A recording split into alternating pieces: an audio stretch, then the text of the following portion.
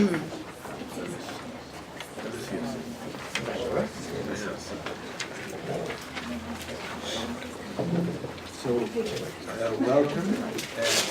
everyone to this Mexican Monday. I have a brief announcement in English, and then I'll introduce our speaker today in Spanish, since the talk today is going to be in Spanish. I wanted to make my initial comments in English, just because for those of you who are new to this forum, it has Spanish and English as official languages. Sometimes the talks are in English, sometimes they're in Spanish. Sometimes questions are in Spanish or they are in English. And the reason why I'm beginning my elocution right now in English is to make sure that those of you who feel more comfortable raising questions in English feel freer to do so. So when the time for discussion comes around, please feel free to raise your questions in Spanish or in English as you see fit. There's another small announcement that I have before getting to the introduction of our speaker, and that is that Vanya and I got a note from Lolita Bosch, a young woman who works in Barcelona, who's an activist who's been very active in this No Más Sangre movement that there was with a website called Nuestra Aparente Rendición, which appeared about 5 or 6 years ago out of Barcelona on this. And she's going to be in New York for a week or so, and asked me whether we could organize something for her to introduce the work that they've been doing. It's a last moment request, and so I said to her that we would, if there were 4, 5, 6 people who might be interested in doing something like that.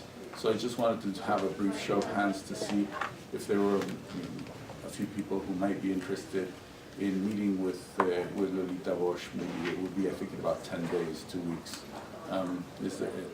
Again, this is an activist, not an academic kind of a thing. It's someone who's been in charge of a very active website in the anti-violence movement. So, is there anyone who would be interested? And so, just later we could get together with Vanya to. Okay, so great, terrific. So, if you could, at the end of the session, as you know, we have our traditional refreshments and the like afterwards. If you could contact Vanya here, so that she takes her emails down, and we'll let everyone know about that in due course. Bueno, entonces estoy encantado de estar acá en este San Lunes después de las vacaciones. Entonces aquí sí es bastante milagroso contar con una semana de Spring Break, que es así como el Spring Binge, por lo que entiendo, en la tradición norteamericana, donde la gente llega con un contenido etílico en la sangre bastante elevado. Espero que tengan las suficientes células grises en estado más o menos sano para poder reaccionar ante los comentarios de la ponencia de hoy. Tengo yo realmente el privilegio, aparte del gusto de ser amigo de Carlos Pereda, un filósofo ampliamente reconocido en América Latina, en Estados Unidos, en Europa, en España, en Alemania, tiene mucho diálogo realmente en distintas partes del mundo, y en primer lugar en la Ciudad de México. Creo que para mí Carlos ha representado desde que nos conocimos un cierto tipo de filósofo generoso que me parece a mí, por lo menos de mi experiencia en la filosofía y de los filósofos, no tan común, en el sentido de que la filosofía con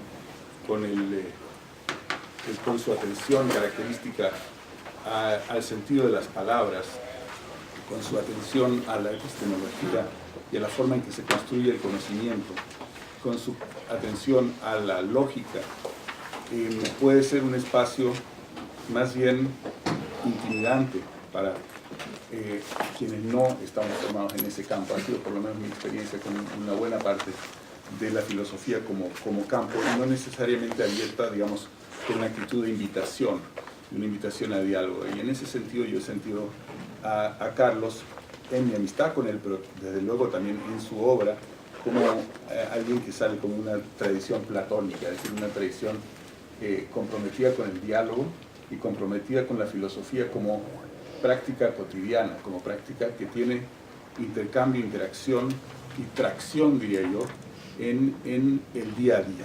Y esto ha sido una característica de la que yo me he beneficiado personalmente y me beneficio cotidianamente, pero de la que se ha beneficiado realmente un amplio sector de gente, y ciertamente en la Ciudad de México, como en América Latina y en Europa y demás. Yo diría que para mí esta gran cualidad de hacer un ejercicio dialéctico en el ámbito público, en el ámbito privado y en el ámbito académico, es en sí mismo una especie de bien público que ha ejercido Carlos Pereira, y es un ejercicio de la razón en un ámbito que a veces es tan politizado como el ámbito mexicano, por ejemplo, donde el ejercicio del diálogo comprometido con el ejercicio como dije, perdón por la reiteración, de la razón, puede ser realmente una actitud escasa que requiere de bastante valor, es decir, bastante valor para meter en diálogo cuestiones que están a veces decididas desde antes por líneas políticas, no necesariamente líneas ideológicas, pueden ser líneas ideológicas, pero pueden ser política en el sentido más ramplón de la palabra, política en el sentido de grupos, existencia de facciones, intereses, grupos institucionales, y la capacidad de que el diálogo irrumpa en esos espacios es realmente escasa, y Carlos Pereira ha estado realmente comprometido en esto. Entonces, esa generosidad a nivel de diálogo también queda magnificada en su caso, me parece, por también su disposición a tomarse en serio y a dialogar con gente también de otros campos y otras disciplinas, es decir, comenzando por disciplinas que tienen bastante malos hábitos a nivel epistemológico, como las que de las que yo vengo, ¿no? Por ejemplo, la antropología o la historia, ¿no? Que realmente es una guarrada desde el punto de vista de cualquier filósofo. Carlos tiene un diálogo sostenido con estudios culturales, o sea, eso es peor todavía. No, perdón, o sea, acá en todo existen niveles y estándares, ¿no? Y entonces, Carlos no es solo que esté dispuesto a hablar con gente que viene de esos campos, sino que lee cotidianamente trabajo que viene de ese campo, y lo lee con interés, aprendiendo de esos campos y debatiendo en esos campos. También en la literatura, que yo diría que es tal vez menos guarra como campo, pero también más desenfrenada en su capacidad de tomar cualquier hipótesis y salir con ella hasta donde se le pegue la gana, ¿no? Entonces, en todo esto se mueve Carlos Pereira realmente como pez en el agua, con la mayor naturalidad y simplemente con una especie de actitud de porque sí. Cosa que realmente agradezco personalmente, y creo que es parte de lo que ha hecho de su persona una presencia tan indispensable en el mundo cultural. Es decir, cuando yo pienso en presentar a Carlos Pereira, pienso no únicamente en su obra, sino también en su papel en un mundo. Y eso es cierta clase de gente que es así, no todo el mundo es así. Bueno, esto se refleja en un libro que acaba de salir, que me obsequió Carlos hace una semana o dos, publicado por el Instituto de Investigaciones Filosóficas de la UNAM, la institución donde él trabaja, que le hizo un Festschrift, no me acuerdo cómo se dice esto en castellano, que tiene contribuciones de no menos de 27 filósofos, literatos y demás, que trabajan diferentes aspectos de su obra y su relación con diferentes campos. Esto me parece que habla justamente de esta amplitud de debate y de diálogo. Carlos Pereira estudió en Montevideo filosofía. Nunca hemos hablado realmente de Montevideo. Yo siempre me he imaginado un ámbito como con tías, no sé, invitaciones al té, no sé, cosas así. Probablemente es una fantasía mía. Pero no es una fantasía. Así es. Así me imagino yo la vida en Montevideo de Carlos en esa época. Montevideo es una de esas esquinas del mundo que es un poco así, ¿no? Con té y tías.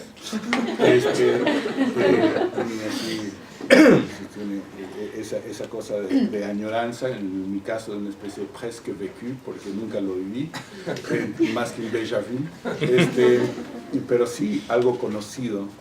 Y se fue de ahí a estudiar su doctorado en filosofía en la Universidad de Constanza, en Alemania, donde terminó su doctorado en 1974, emigró a México en el 78 y después de un paso breve por la casa de estudios que fue mi alma mater, la UAM Iztapalapa, se estableció en el Instituto de Investigaciones Filosóficas de la UNAM, que es un centro realmente muy importante de filosofía a nivel mundial.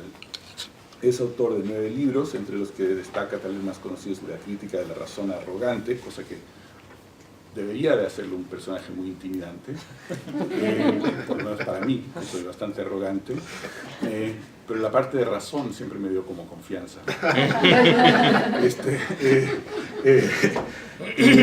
También es un ensayo de los aprendizajes del exilio, que recibió el premio del ensayo del siglo XXI hace un par de años. Más recientemente, Carlos Perea es también autor de un análisis, de un estudio analítico y también un poco biográfico sobre la filosofía mexicana en el siglo XX. El título de su charla de hoy es Cómo hacer testimonios de violencias con poemas. Hay por ahí algunos poemas, copias de poemas que están circulando, de los que va a leer. Y como la tradición nuestra, como ustedes saben, es que el ponente recibe siempre comentarios de uno de los miembros de los estudiantes de posgrado, doctorales de nuestra comunidad. Nuestro comentarista de hoy es David Colmenares, que es un estudiante del Latin American and Iberian Cultures, que no sé cómo se diga en castellano, del departamento de... Entonces, muchas gracias, David. Y Carlos, bienvenido. Bueno, muchísimas gracias, Claudio, por haberme invitado a estos Mexican Mondays. Y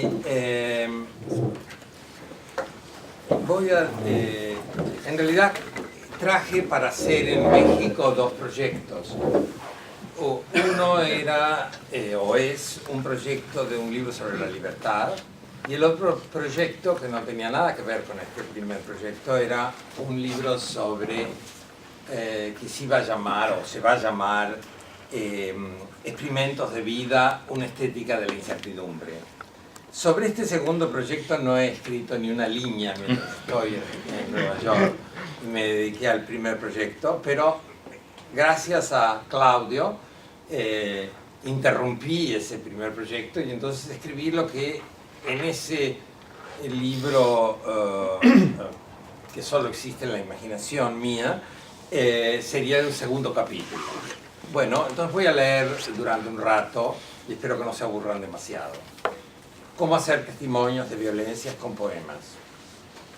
Un documento informa acerca de un objeto, un suceso, una circunstancia, apoyándose en datos que se pueden comprobar. De ahí que las historiadoras, los policías, las antropólogas, los sociólogos, con frecuencia trabajen con documentos y sus colecciones, los archivos.